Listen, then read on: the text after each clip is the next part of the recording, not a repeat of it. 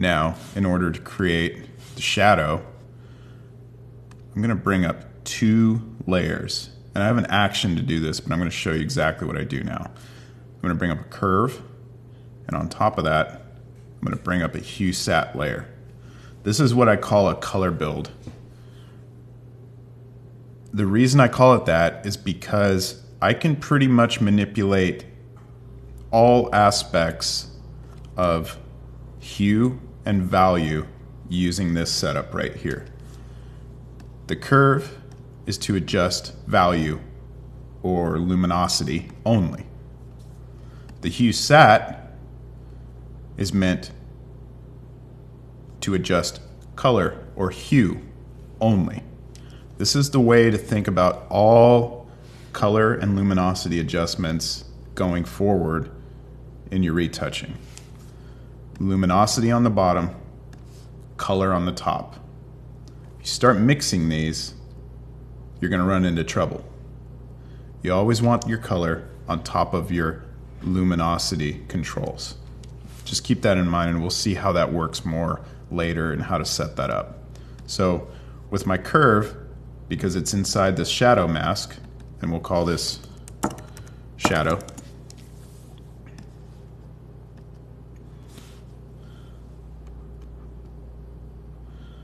I can darken everything inside this mask and below it. I'm basically just darkening this orange that we see here. So there's my shadow emerging. Now that's the value or the luminosity. I use those terms interchangeably if you haven't noticed. Now I can control the hue and saturation by setting this to colorize. And I can make this any old color I want. The hue sat layer has complete control over the color, and the curve has control over the luminosity. Do not use the lightness slider in the hue sat layer. Remember, it's only used to manipulate color. So let's put this next to Adam's comp, maybe get a little bit closer to his shadow. Could probably lighten it a little bit. The reason I dragged up the white point adjustment,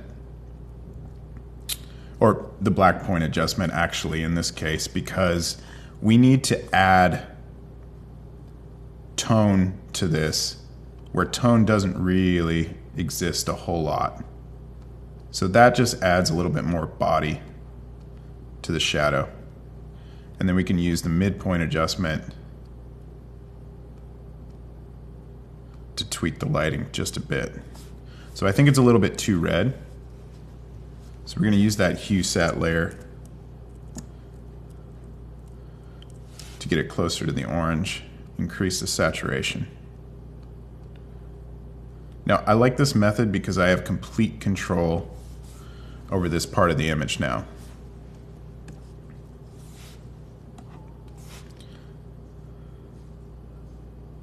Now, you might be asking yourself, why did I go through this whole process of extracting the shadow when it's just really kind of like a blob here, when I could have just like painted it in. This is sort of like a philosophical approach of mine to some extent, but you can also see that the shadow and any element like this that's captured in camera has certain qualities that are not going to be easy or sometimes even possible to create in Photoshop. But either way, I like things that happen in camera because to preserve those bits of information are what give us cues that the thing we're looking at is real and not Photoshopped. Because I think people really, really pick up on that, especially now with this sort of heightened awareness about manipulated imagery. So anything we can do to preserve the authentic photographic qualities in an image or any elements of the image, I think you're winning there, because you're finding ways to preserve that authenticity, and that creates added value in these images that we see that are really highly mediated and manipulated, and people really pick up on that. So I'm going to do a couple more things within the shadow, which, now that we've got this isolated in a mask, I can do a lot of stuff within that mask. I can bring up another curve.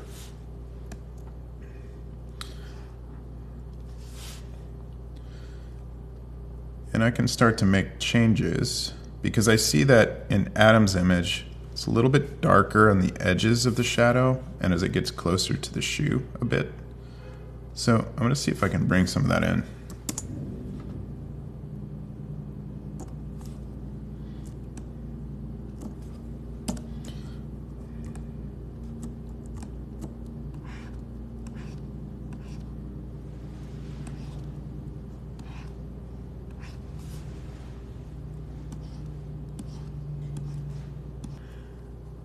Yes, and basically what I'm doing now is just creating variation in the shadow, because, you know, I created it, it looks nice, but it looks kind of flat, so I'm trying to look sort of into the shadow that Adam has placed in his, and see what the qualities are, and see if I can just isolate those and then recreate some of that using curves. So I think it gets darker up here, and that adds a little bit of luminous quality in the shadow. And then I'm going to create another curve that lightens a bit, and I'm going to paint that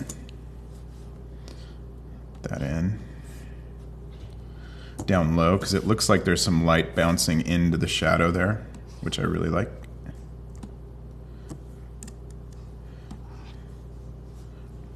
Just creates a nice luminous quality for the shadow. There's before, there's after. So one thing you might be seeing here, which I'm seeing on my screen, is banding. Banding is the scourge of gradients in Photoshop. I won't get into the deep science behind banding, but it's basically because Photoshop can't show more than a few steps in color and luminosity between this dark value and the light value. So long story short, the way to get rid of banding is to introduce grain. Now we could do that by using filter, noise, add noise, and set it to something like 5. So let's go back and forth, and you can see that banding magically disappear. So let's zoom out and undo that and redo.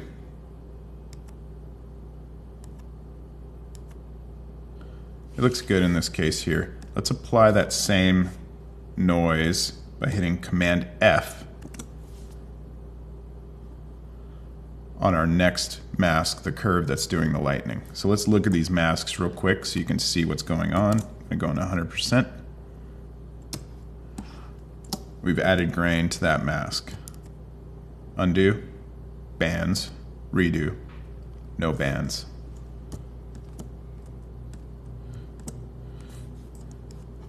This is a pretty simple case of banding, and you can usually eliminate bands every time with grain, although once you stack up a lot of different layers on top of each other, sometimes bands are really difficult to get rid of. So the rule of thumb is to keep your color and luminosity work as simple as possible when creating gradients. Cool, so actually going in here, I'm seeing a little bit of stuff that I pulled from the shadow that I don't want, those spots in there. So I'm actually gonna see if a spot healing brush would just take care of that little divot. Yeah, that did a great job. There's a little funk right there. And that. Let's inspect the shadow and make sure there's nothing else that we're missing. Maybe a little speck right there.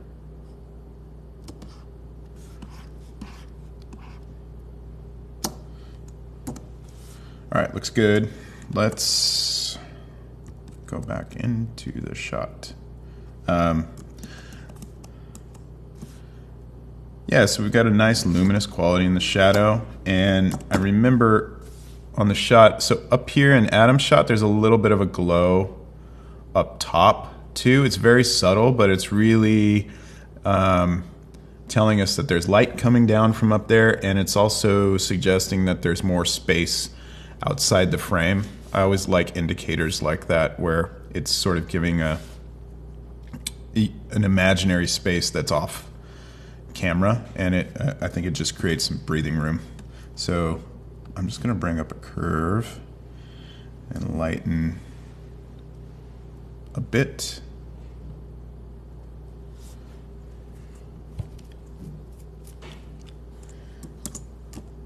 And maybe use my gradient tool. It's on 40% on white, just to brighten that up a bit. Now you also might be seeing bands in here. Let's use that same grain level with Command F. Apply it to that gradient too, so it breaks up those bands. I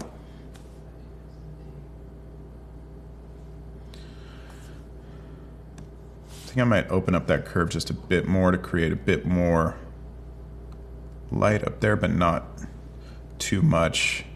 I know Adam really wants to keep this as flat as possible to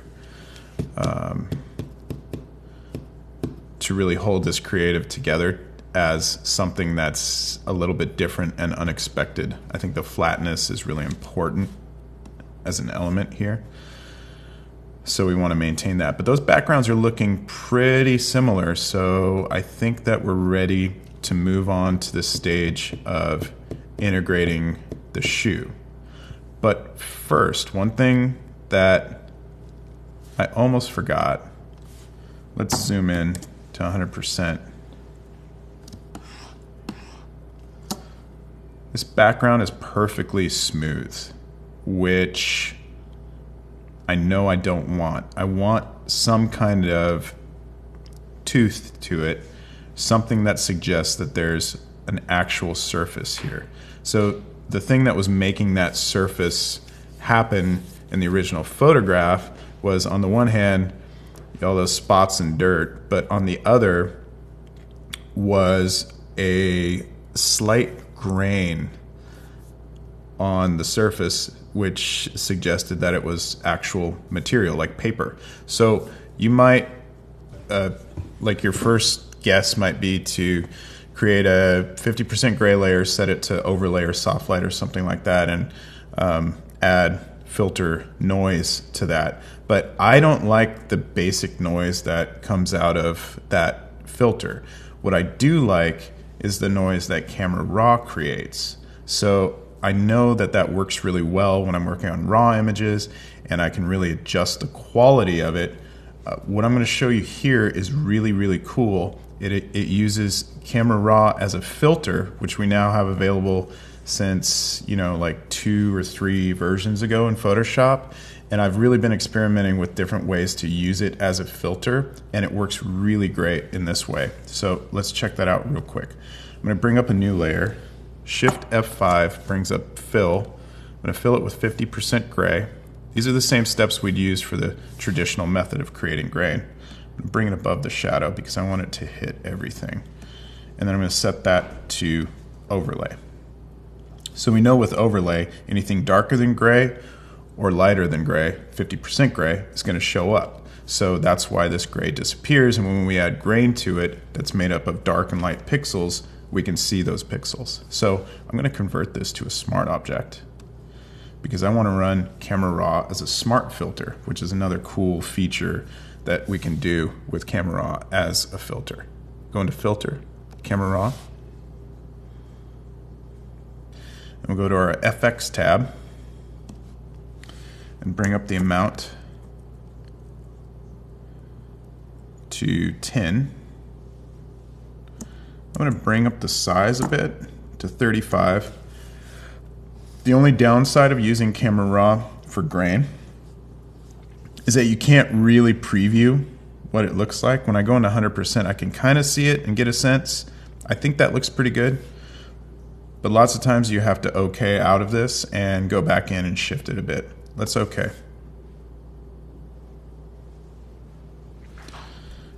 There we go. So it's a nice, subtle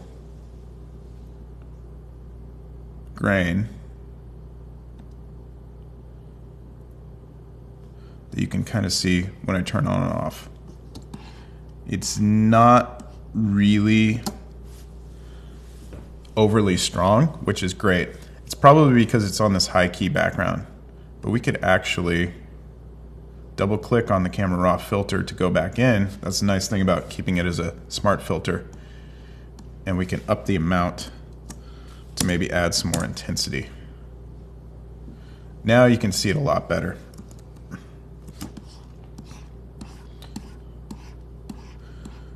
But it certainly brings in this feeling of a surface, and that's what we want for this background. Some kind of tooth, some kind of variation.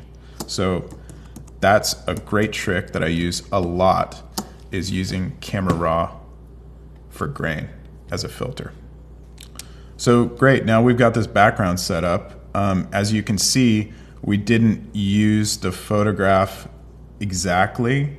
We freed ourselves from having to do a really terrible cleanup job on the background, a really terribly extensive cleanup job on the background. And we've created this background sort of returning to that same philosophy of breaking everything out so we have maximum flexibility once we start to do the creative stuff. So by continually returning to that process, we always have a consistent file setup that is totally flexible, because just to show you what I could do with the shadow, I can totally manipulate the shape using the smudge tool. I can move elements around and still even maintain that nice edge quality that we've created. So if I had left the shadow intact on that photographic background and just simply done a color change over the top of it to create this orange, you can imagine, and you can actually see in action once I start to do stuff like that, how incredibly flexible now that is, because I'm always thinking in this mindset of breaking out the individual elements. So yeah, talking about the setup we've done on the background and keeping that shadow separate reminds me now that part of Adam's brief, part of the conversation that we were having was where he was talking about changing the shape of the shadow and having it more angled. So thinking about that now, we've got it set up in a way that we should be able to pretty easily manipulate the shape of that shadow since we've already got it broken out. Now, I want to keep this one because I like it. I think it's cool, but we want to do a variation on it. So why don't we just start by duplicating that shadow layer. So that gets way too dark. We know we have to turn the other one off. Let's call this something like Shadow 2. And I want to be able to transform and warp the shadow so I can change the shape.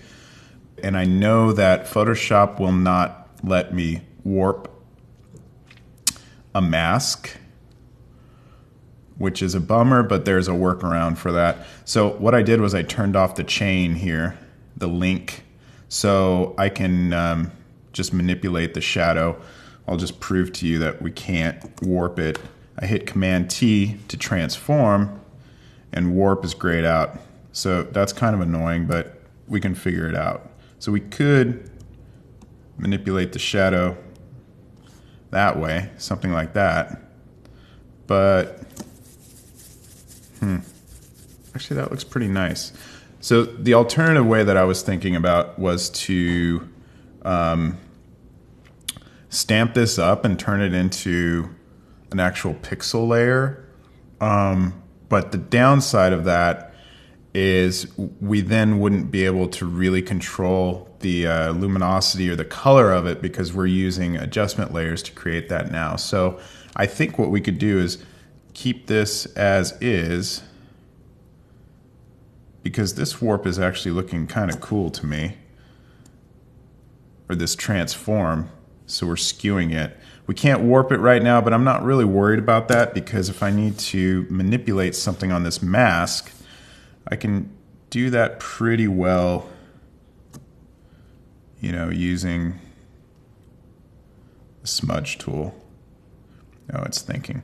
So downside of the smudge tool is that it's really processor intensive.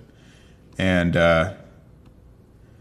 if you make the brush too big or you try to do too much with it in a really short amount of time, like if you move it too fast over a shape, it's going to stall out a little bit and it's going to have to think.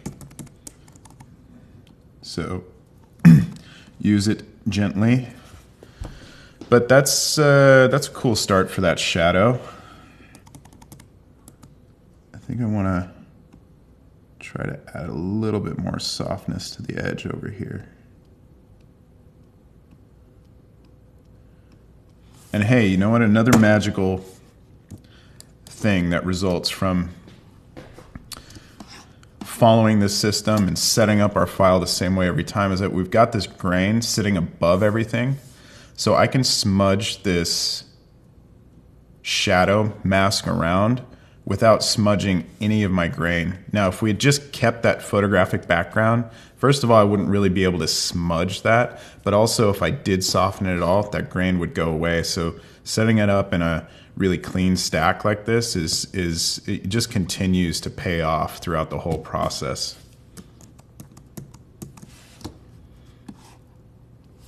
So I think we've got two nice shadow variations in here to show Adam that he can comment on. This is another thing. Clients generally really enjoy seeing variants and having options because they love to see the possibilities that you came up with, and they love to be able to make choices in their own creative work. So think about that. If something is not really set in stone in terms of the direction, feel free to ask them if they want to see some variations. They'll almost certainly say yes, and it's a really good way to try things that might be your idea and not theirs, and it's a way to get a little bit more of your creative viewpoint into the work, into work that might be highly dictated and the direction really well worked out. That's a way for you to play more of an active role in that creative direction. So I think we've got some nice variations here to show Adam. Next, we will move on to the effects part of it. This is really cool. We're gonna go back into looking at the selects where we had light coming through that bubble sole. We're gonna find the ones that look cool and try to figure out a way to composite them into the shoe. I don't know exactly how we're going to do that yet, which is kind of standard. You might not know how you're going to do something, but what do we always return to? Isolate, isolate, isolate. That's the first step in figuring out how to do something that looks really hard. So we're going to tackle that next.